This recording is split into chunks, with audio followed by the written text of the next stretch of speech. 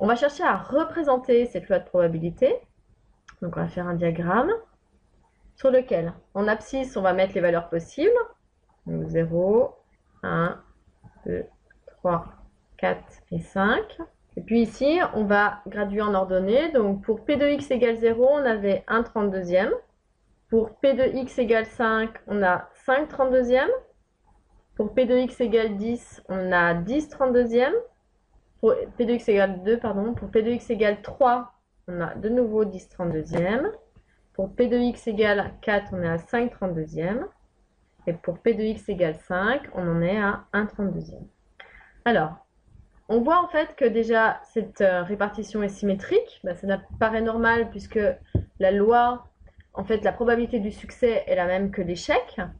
Et en plus, c'est que on a une particularité, c'est qu'en fait ici, on pourra faire apparaître une courbe en forme de cloche.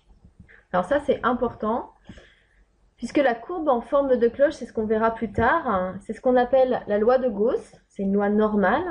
Donc on verra en fait qu'il y a une approximation entre la loi binomiale par une loi de Gauss. Donc on verra ça plus tard.